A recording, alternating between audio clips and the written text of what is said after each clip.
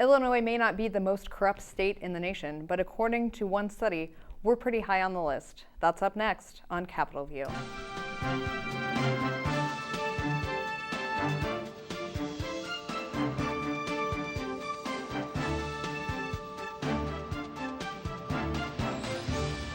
Hello, and thank you for tuning in to this week's edition of Capitol View, the show where we talk about Illinois politics and government.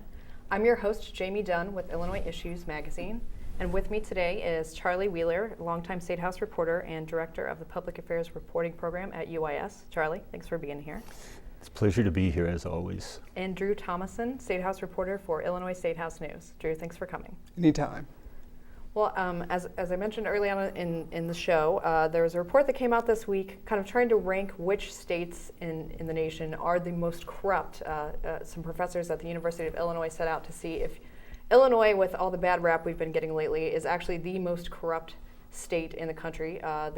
They sort of determined that maybe we aren't. But Drew, can you fill us a little bit in on what they looked at in the study and what some of the results were? Yeah, they based this on files from the United States Justice Department, and it was based on corruption cases, and they used that metric because one of the authors said of the study said that that's really the only way to compare state by state is by these corruption charges filed with the Justice Department. And by that ranking, we are number 3 behind the District of Columbia and Louisiana in public officials who've been convicted of corruption charges. You look at our governors, 4 of the last 7 have been convicted of some form of corruption charge, and our most recent governor, Governor Rod Blagojevich, is now on his way to Colorado very soon to start serving out his first prison term for a corruption charge. So basically, they took corruption cases, and the numbers you were talking about were per capita numbers versus population. Charlie, we talked a little bit about the study today, and you had some thoughts on what might be some flaws or other things to consider to put this in context. The methodology behind it was probably as good as you can get, but I would say it doesn't take into account a couple of things. One is they measured it based on how many convictions were obtained in these different federal jurisdictions across the country. Convictions stem from indictments, which stem from investigations, which stems from prosecutors' interest in pursuing this particular line. So it could be that in Illinois, we have a federal prosecutor now in the Northern District who is very much attuned to going after public corruption in Patrick Fitzgerald. In other areas, federal prosecutors may be more focusing in on organized crime, drug trafficking, gangs, terrorism, those kinds of things. So, as I say, it's probably the best methodology you could think of, but it's really not, doesn't tell the whole story.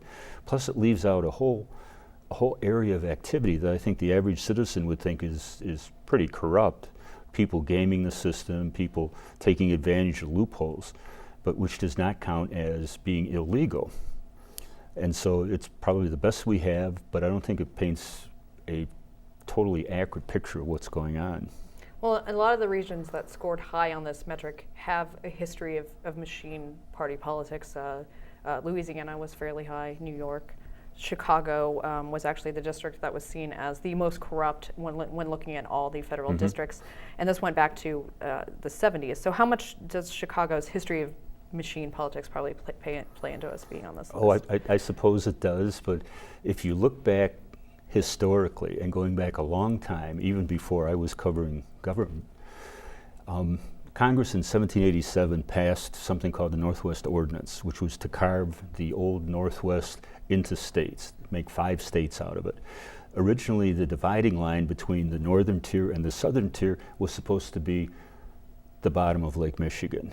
But when Congress in 1818 passed the Illinois Enabling Act, guess what? Illinois was out there lobbying. It had representatives, and these weren't folks from Chicago. Chicago didn't exist. It was a swamp back then. But they were people who saw some benefit in having Lake Michigan shoreline.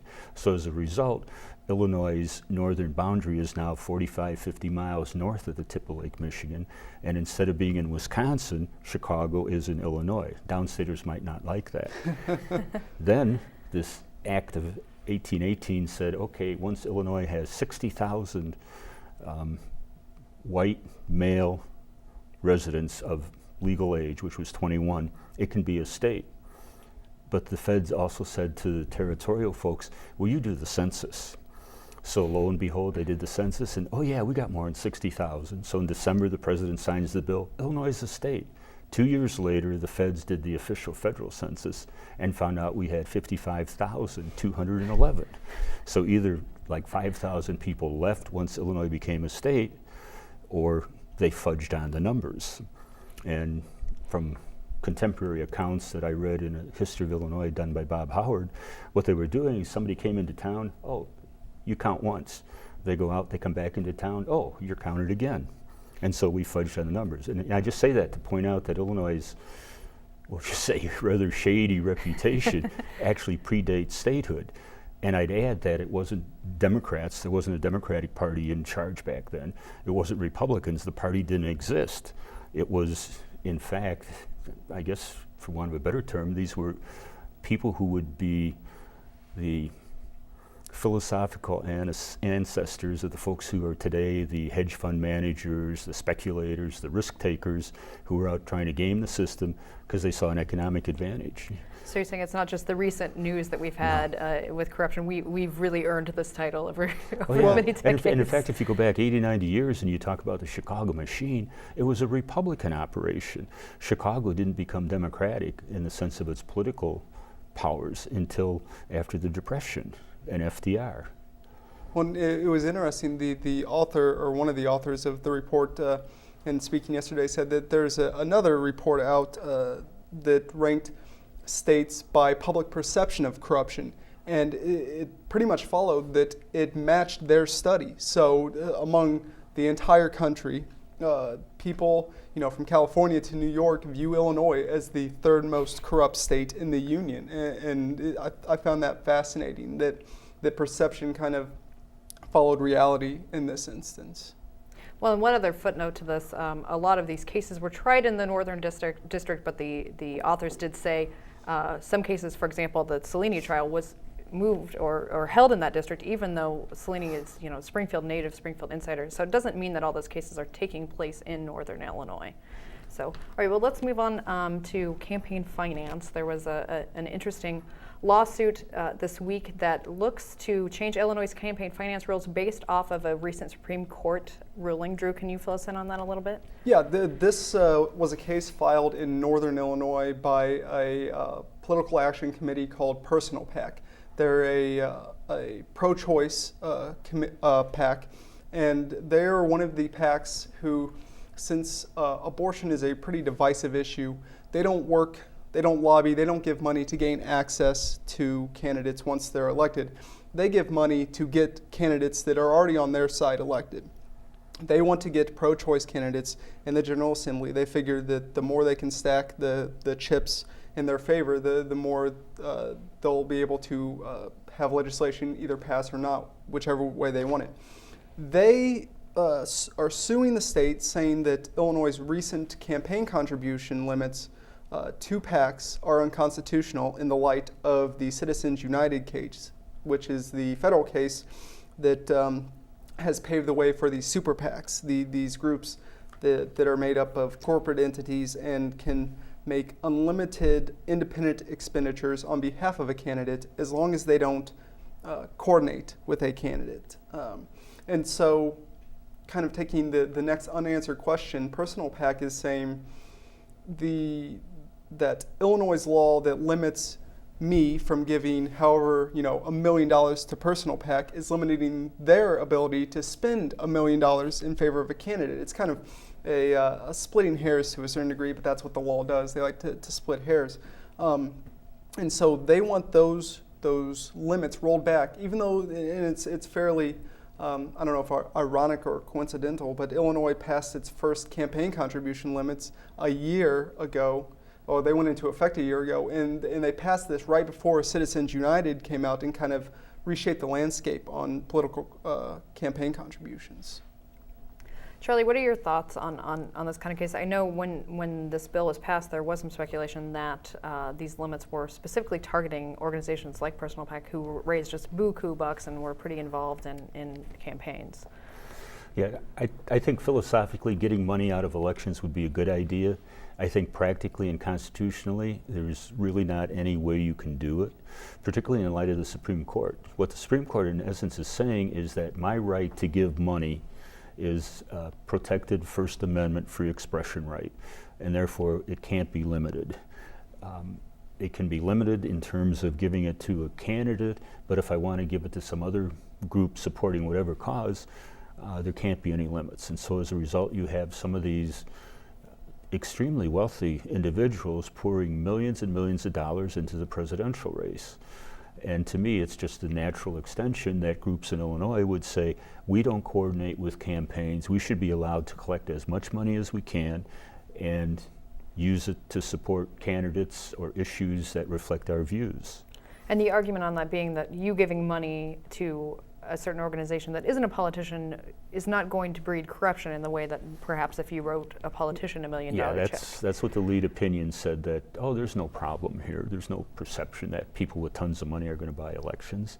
Now, I think that's, no offense to the justices, but I think that's fairly naive. I think the perception is, yeah, this is really a problem.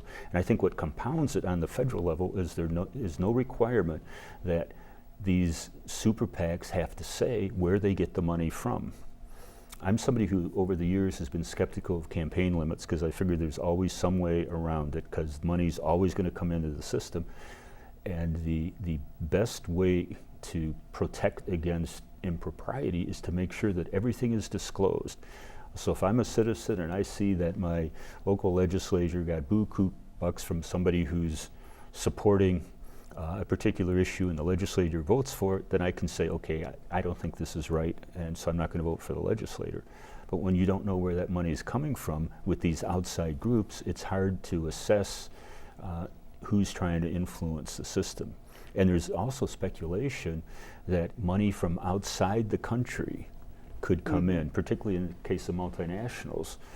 So some foreign interest could be influencing elections in the United States to get policies favorable to the foreign interest that may not be that good for us. Back on Personal PAC, a point that I didn't mention is they're seeking both a permanent and another injunction to block this before the March primaries. Talking to Terry Cosgrove, their president, he wants an immediate injunction so they can start spending, and getting these donations before the March 20th primary, which is only a month away. Well, and for good or ill, Personal PAC, it's pretty clear what they do, where they stand. A lot of these national PACs, though, have like shady kind of names like For America, and it's not as clear what they're going for or who is funding them. Yeah, and I think that goes back to what I was saying about the disclosure. You're really not sure where the money is. They have these fine-sounding names. Personal PAC in Illinois, I think, is fairly well known. They're clear on what their objectives are. They've had a long history of being involved in politics. And as Drew said, they're not down here lobbying. They find people who agree with them philosophically on the issues, and then they work their tails off and provide lots of money to get those folks elected. And there are choices in the primary between people who would be more acceptable to Personal PAC than others, and I think they would like to get involved. The implications of this lawsuit, though, could go well beyond just this one organization, because I think, based on Citizens United, there's a real likelihood that the courts will tell Illinois, you can't limit contributions to these outside entities that want to be involved in political activity.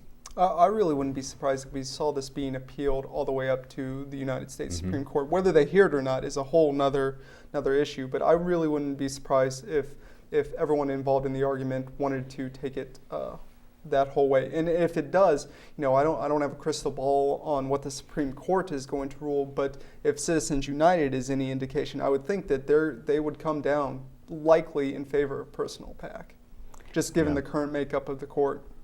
Well, and this is something we'll be following as it continues on. But I'd like to move on. There was Governor Quinn made an appointment this week, that people have kind of been focusing in on, that has been the subject of some scrutiny. Drew, can you give us, let us know what's going on with this appointment? Sure. Governor Quinn appointed Bob Fleiter to head the Ag Department.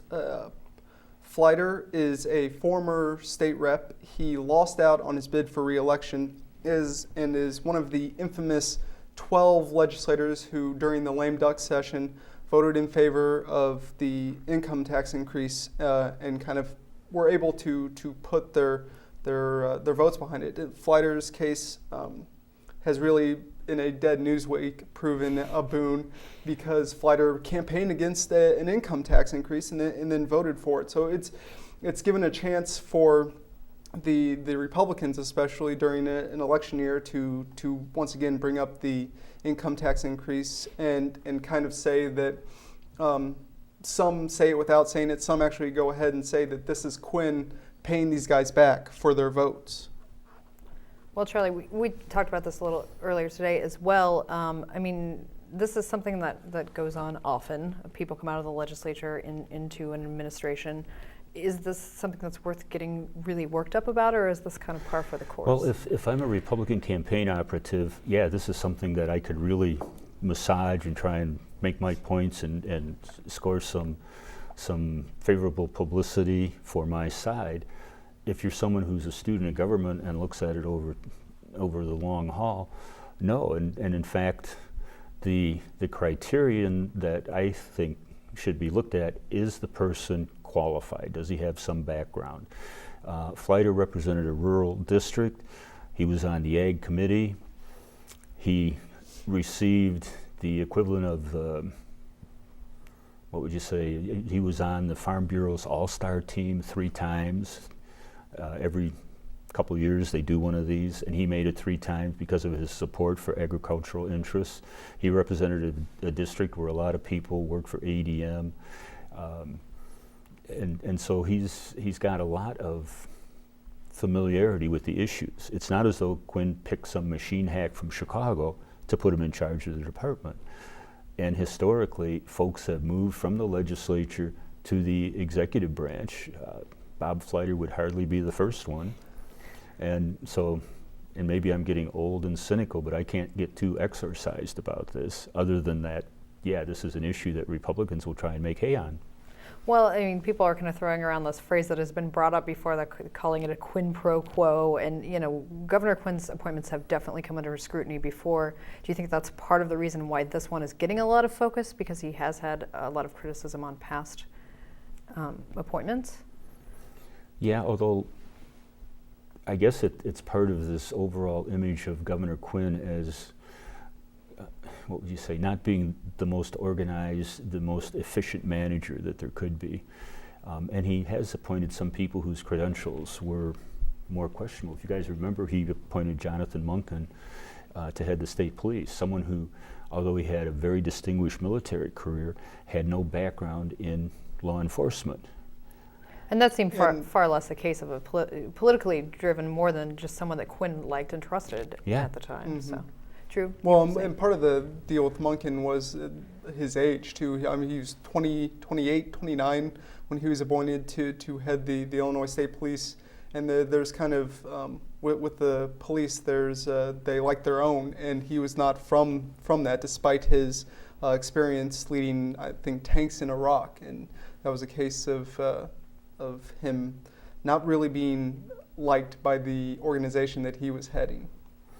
Yeah, and to bring up another of these lame duck legislators, Corinne Gordon, I think that kind of started started this off, this trend of criticizing Quinn for these appointments, because she lost, just like Fleiter, she lost her election, voted for the income tax increase. Unlike Fleiter, Governor Quinn didn't wait 6 months to appoint her. He very quickly appointed her to the Prisoner Review Board, and there was an uproar in the General Assembly over that. And I believe she was moved to a different spot. Yes, she was, and I think that kind of is what has started off this scrutiny over these lame duck folks and whether they end up in the administration or not. Well, I found it interesting that our local state senator, Larry Bunky, seemed to indicate in comments that were in the local paper that he could probably support Flighter if it came to a vote in the Senate on the appointment, which presumably it will. Well, and Bunky's a little freer to do that because he's not running for re-election. He's a lame duck as well. But he's always been a pretty thoughtful guy, and he's struck me as someone who is always willing to entertain all sides of an issue.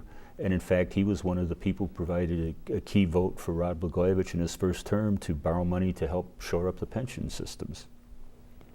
Well, moving on to another issue that's been making news recently, looking at gun control. It's going to be a hot issue when we get back into session.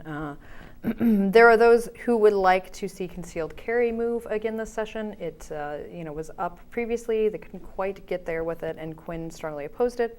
But the city of Chicago is rolling out its gun control agenda for the year. And Charlie, can you fill us in a little bit on what Mayor Rahm Emanuel would like to see happen and what the odds are on this bill making any motion in Springfield? Yeah, well, he caused quite a furor when he asked for a statewide registry of handguns. And his argument is that a lot of the crime that is committed in Chicago involves guns that come from outside the city into Chicago, and he's trying to keep track of it. Now, of course, people who are very concerned about the Second Amendment say this is an unconstitutional infringement upon our right to keep and bear arms. And this is one issue, one of the few issues in the legislature that doesn't involve D's and R's. It's not a partisan issue. Downstaters, generally of every political persuasion all across the spectrum, are very strong supporters of Second Amendment rights. To them, firearms involve going out and getting a deer or going out duck hunting.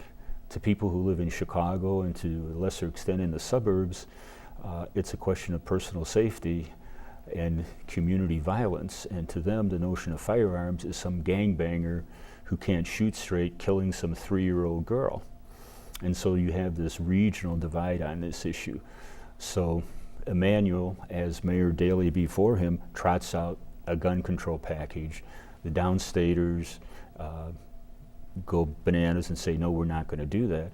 And the flip side of the coin is the downstaters, a couple of downstate legislators have introduced legislation, one, to do away with the firearm owner's identification card entirely, or secondly, to say once you get one, it's good for life.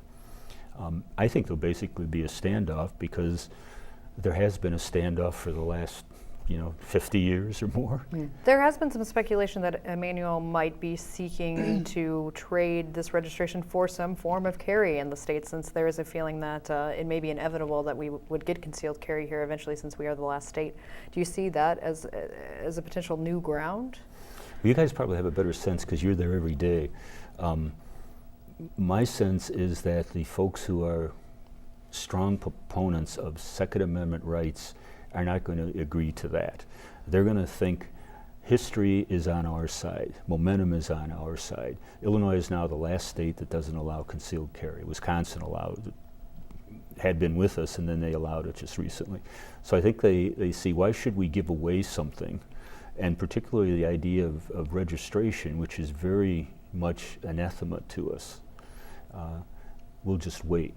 Well, and as you pointed out, Charlie, the same people who are against registering handguns are the same people who are pushing, the abolition of the firearm owner identification card, the same people who want that for a lifetime. The idea of I use this term loosely, but Big Brother knowing that you own a firearm really upsets people who are downstate, who, again, like Charlie said, they view guns as a family activity. You go out with your dad, and you go out early in the morning, and you go hunt some deer. It's not about gun violence like it really is in Chicago. And I wanted to talk about the abolition of the FOID card and some of those other. I think that the people behind it are serious, but I also think, and I hate to be cynical, but it's an election year. And then that is if you're going out and it's an election year in a whole new map. And so if you're trying to court votes, it's nice to have your name on that saying, I know you own guns. I know you enjoy hunting. I know you don't like the government being involved in your business. I tried to get them completely out of it, and vote for me, and I will continue to work in that for you. Then my question would be, how do you know that I own guns? Well, I'd like to, in the last few minutes of the show, preview the budget. Governor Quinn is scheduled to give his budget speech next week. And, you know, we're seeing the big issues will be Medicaid and pension spending. Charlie, can you just summarize a little bit for us why these are the two big issues going into the budget, why they are, as David Vaught is calling them, the squeeze on all the other spending in the state budget? Well, basically because they are the two areas that are growing and that, absent changes in the law, there is no way to control. A Chicago think tank, I guess it was last week, came out with a prediction that Illinois' budget deficit would grow to be as large as the state's revenue base within 5 years, largely driven by Medicaid costs, which the backlog was expected to hit in excess of $20 billion, and secondly by pension costs. If you're going to rein in Medicaid, you don't have a whole lot of options. There's basically three things you can do. You can either tell some people are now eligible, nope, you're no longer eligible. Or you can say, well, we've covered this whole menu of services, and going forward, we're not going to pay for eye care for adults, or dental care, or chiropractic care, or some other services. Or you can tell the providers, we're going to pay you less. You're going to provide the same services to the same base of recipients, but we're just going to pay you less. None of those are very popular options. In the early 90s, when Governor Edgar was faced with a similar problem, although not as large in terms of the dollar amounts, his administration eliminated medical care for a group of people who were basically single adults. He also cut out certain services for adult Medicaid recipients. And there was a lot of consternation at the time, but those changes helped, ratified by the legislature, helped rein in the budget. Now we saw some, what would you say, attempt at this last year when Governor Quinn proposed reducing reimbursement rates to providers by, I believe, 6%. The Senate said, no, we're not going to cut 6%. We'll be okay with 3%. House said, no, we're not going to cut anything. And the providers themselves, particularly the Hospital Association, said, well, rather than cut us, we prefer that you just pay us late.